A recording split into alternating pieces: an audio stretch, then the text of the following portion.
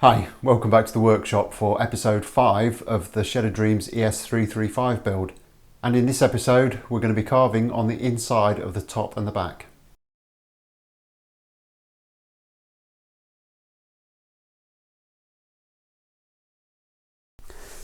Okay, so I've done quite a bit of work on these since we left last time, and I've got to say I'm quite happy with them. This is the back and this is the top, and they're both kind of sanded to about 120 grit. So they're most of the way there. There's one or two little areas that I might want to just kind of touch in a little bit, but for the time being they're where they need to be. So the next job I've got to do is to hollow out the back sections of both of these to kind of mirror the front sections, so we're left with a thickness of 6mm all over, apart from of course this central area where it needs to glue to the centre block.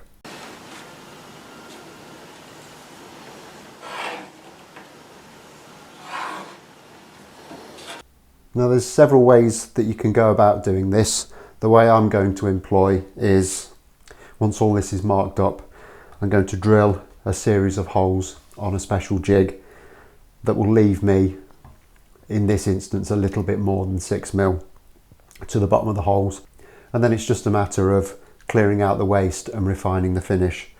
That makes it sound really easy. It's not. It's going to be a very long job, and it's the one bit of this build that I'm really anxious about, because if you just drill one single hole, you're making a new top or a new back. So I'd really don't want to go there. But of course we can't do any of that until we've marked it all out and got it prepared. So what I need to do is break out the plan and start taking some measurements, because the first thing we need to do is mark a line around the outside where it's going to glue to the sides of the body. Now this needs to be wide enough for both the thickness of the body, which will be 3mm, and the kerfing.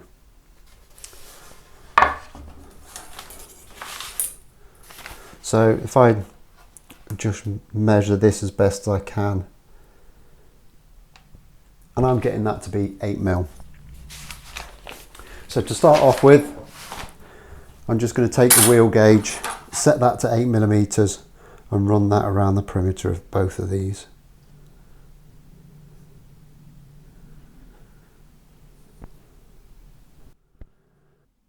A really good tip with these gauges, if you get a steel rule with indented graduations, i.e. you can feel there's a little hollow for every mark on it, you can actually put the wheel of the gauge into that and get a really accurate reading. Okay, let's just get this marked on as best we can.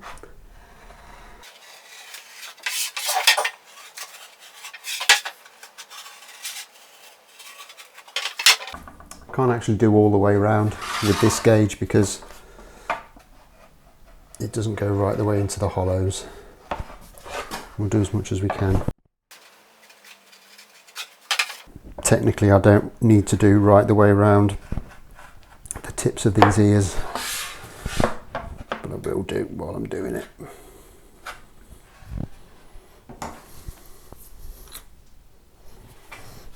And I'm just going to run a pencil around that.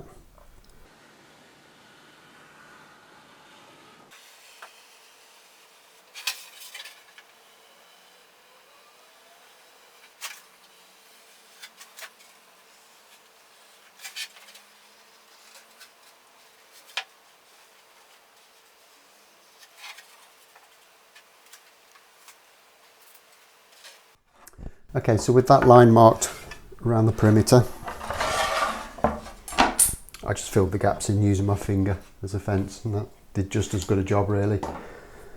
Next thing to do is mark out for the centre block.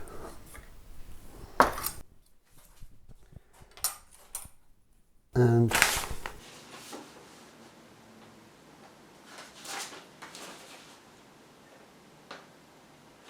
on the plan that measures at 100mm wide. I'm just going to use my handy centre rule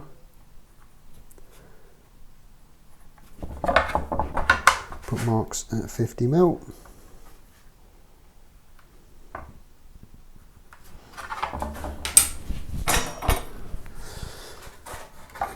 And strike them through.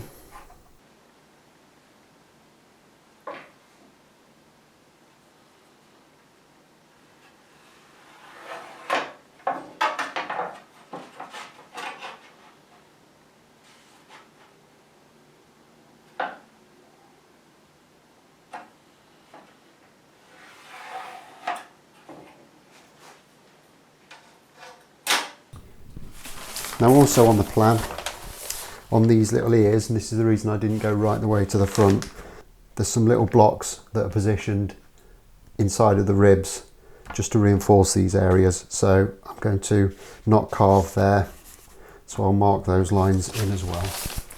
And I've measured those, they come back at 25mm back from the front.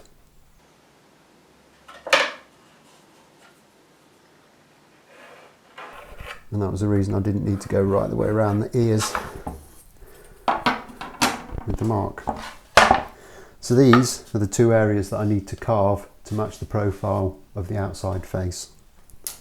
Now I'm going to set this up again in the tail vise just so I can keep it still and get better accuracy with the rest of my marking. Now I've had a couple of people ask me since the last video about this little plane and where I got it. Now I really struggled to get hold of something like this in the UK. There weren't that many options and they tended to be out of stock. And in the end, I got this from eBay and it came all the way from China, and I'll be honest, when I ordered it, it was a bit of a punt. I thought for the 30 quid it cost, if it's no good, I haven't lost a huge amount of money.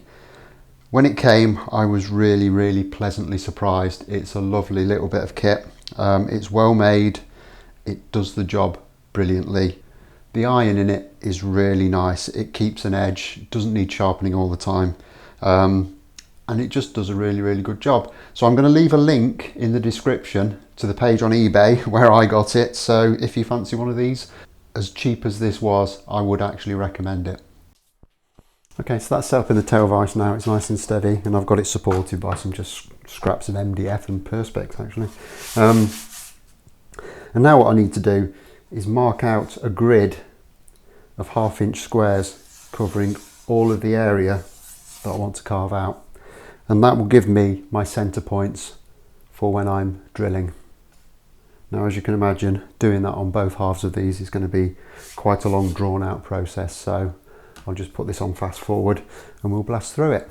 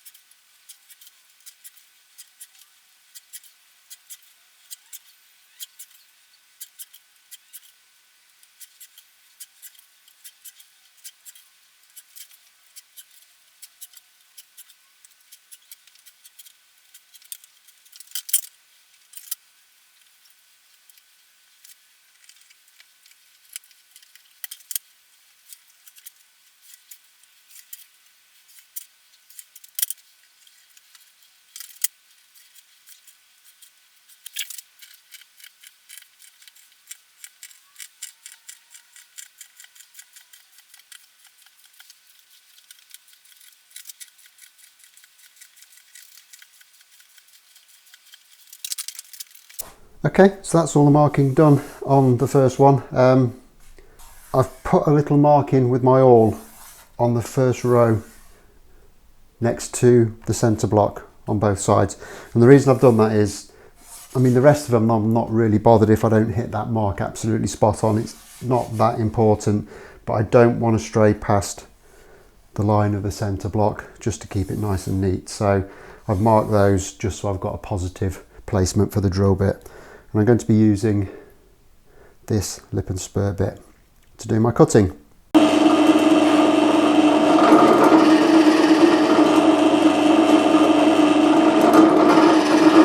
Okay, so I've actually got the drill press set up on the bench at the moment. It just means I've got a lot more space to work around it, which I think is going to be an advantage on this job. I'll bring you in closer and we can get a look at the jig that I've got set up. Okay, and this is what is generally referred to as a finger jig. And what I've got is a dowel that's held firmly in the vise, and the vise itself is bolted down to the drill's bed. And it is dead centre with this drill bit.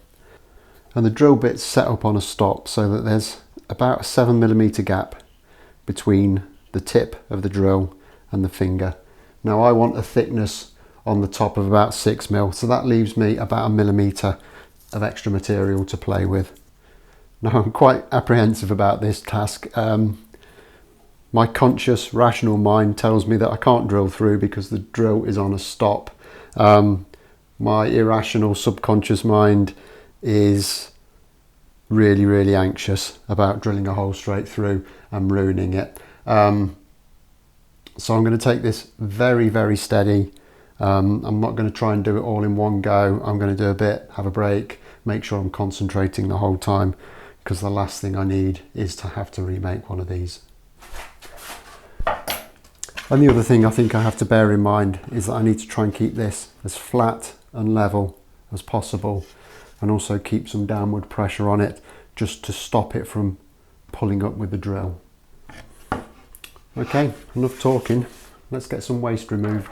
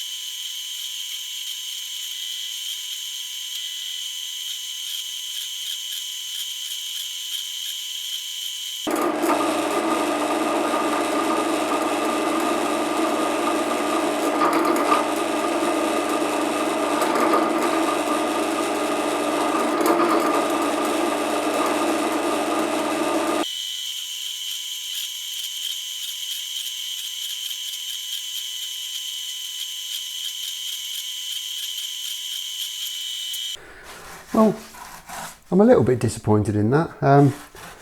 It's not taking anywhere near as much material out as I thought it would, although it is set for kind of a mil, maybe 1.5 mils fatter than I actually need it. I could reset, but I don't think I'm going to. I think this shows that actually I've got quite a flat carve on this section, which isn't a problem. Just means there's less material to remove. So what I'm going to do is get my gouge out and take out these areas where I have managed to kind of make an impression with the drill, and then it's just a case of kind of gently removing the rest of this to get it down to thickness.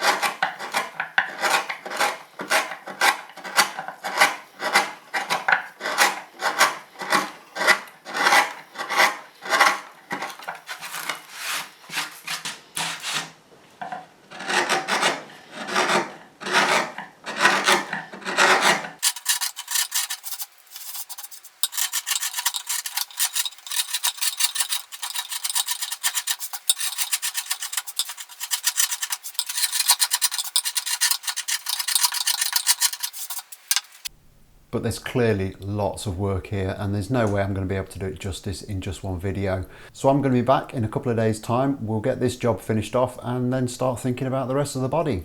I really hope you're enjoying this series. If so, don't forget to leave me a like, subscribe to the channel if you haven't already done so, and I'll look forward to seeing you in a few days' time. Thanks a lot for watching. Bye bye.